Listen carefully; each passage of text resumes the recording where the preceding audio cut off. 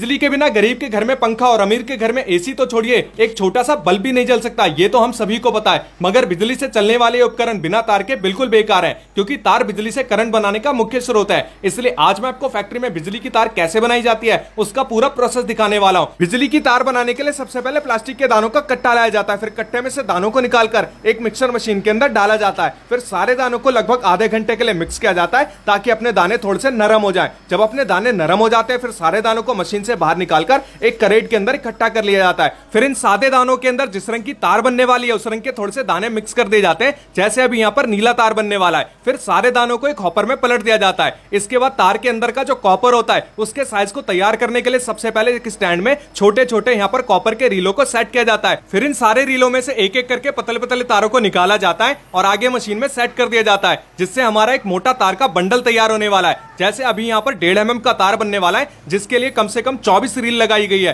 तो ये देख सकते हैं मशीन में इस तरीके से सारी पतली पतली जो रीलें होती हैं वो आगे बढ़ती रहती हैं, जिससे हमारा एक मोटा पूरा बंडल बनके तैयार हो जाता है। जब अपना बंडल बनके तैयार हो जाता है इसे मशीन से बाहर निकाला जाता है। फिर इस बंडल को उठा के एक दूसरे वाले स्टैंड में सेट किया जाता है। इसके बाद यहाँ से तार बनाने का जो मेन प्रोसेस है वो भी स्टार्ट हो जाता है, जिसके लिए भैया ने तार के बंडल में से तार को निकाला है और इसको तार बनाने वाली मशीन के डाई में सेट कर दिया है। जिस भी साइज की तार बनने वाली होती है उसी साइज का यहाँ पर डाई भी सेट किया जाता है और इसको हॉपर वाली मशीन के साथ जोड़ दिया गया है। फिर इसके नीचे हीट लगा दिया जाता है। अब इस कॉपर के तार को एक पुराने वाले तार के साथ जोड़ा जाएगा, बांधा जाएगा, ताकि इस कॉपर के तार को आगे खींचने में मदद मिले। फिर डाई को अच्छी तरीके से हॉपर वाली मशीन के साथ जोड़ दिया जाता है। मशीन का सारा सेटअप होने के बाद कॉपर के ऊपर जो प्लास्टिक होता है उसको चढ़ाने के लिए सबसे पहले मशीन में से प्लास्टिक का एक वेस्ट निकलता है, जिसको तोड़ के अलग कर दिया जाता है। फिर प्लास्टिक का जो सही शेप होता है वो कॉपर के ऊपर इस तरीके से चढ़ने लगता है और पीछे से भी मशीन को चालू कर दिया जाता है, जहां से अपनी कॉपर की जो तार होती है वो इस तरीके से मशीन में आगे बढ़ती रहती है और प्लास्टिक के साथ मिक्स होकर तार का शेप लेती रहती है। अभी आपको लग रहा होगा कि तार के ऊपर जो ये नीली प्लास्टिक है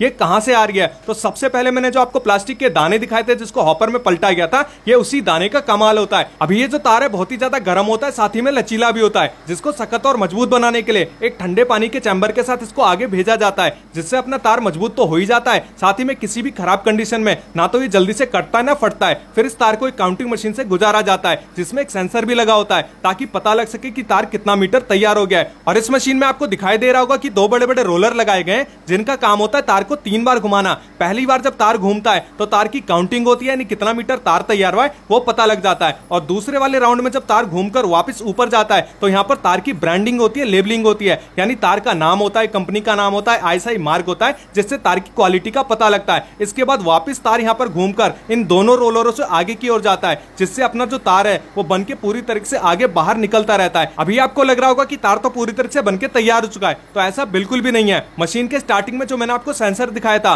वो सेंसर मशीन में तय करता है कि कितने मीटर का यहाँ पर तार बन चुका है। उसके बाद मशीन में एक बजर बजता है, जिससे भैया को पता लग जाता है। फिर भैया आते हैं, फिर तार को काटकर अलग कर देते हैं। फिर जितना भी अपना तार तैयार होता है इसका बंडल तैयार करने के लिए भैया इसको बंडल वाले डिपार्टमेंट में भेज देते हैं, जहां से इसका बंडल तैयार होने वाला है। और जितना भी मैंने आपको प्रोसेस दिखाया था ये प्रोसेस सबसे ज्यादा आसान होता है, यानी इसमें कुछ नहीं करना, सिर्फ तार का बंडल तैयार करना है। मशीन के अंदर इसको लगा दो और तार अपने आप बंडल बनके तैयार हो जाता है। 90 मीटर का यहाँ पर एक बंडल तैयार किया जाता है और जब बंडल तैयार हो जाता है इसके ऊपर लेबलिंग की जाती है, ब्रांडिंग की जाती है और 4 हिस्सों में इसको बांध दिया जाता है। इसके बाद मशीन से इसको बाहर निकाला जाता है। अब इसको पैकिंग वाले डिपार्टमेंट में आगे भेजा जाएगा। तो आज मैंने आपको दिखाया कि आपके घर में इस्तेमाल होने वाली बिजली की तार फैक्ट्री के अंदर कैसे तैयार की जाती है। तो अगर आपको वीडियो पसंद आई है तो वीडियो को लाइक करिए, कमेंट करिए और अपने दोस्तों के साथ जरूर से शेयर करिए। और ऐसी और वीडियो देखने के लिए हमारे चैनल को भी फॉलो कीजिए। Thank you.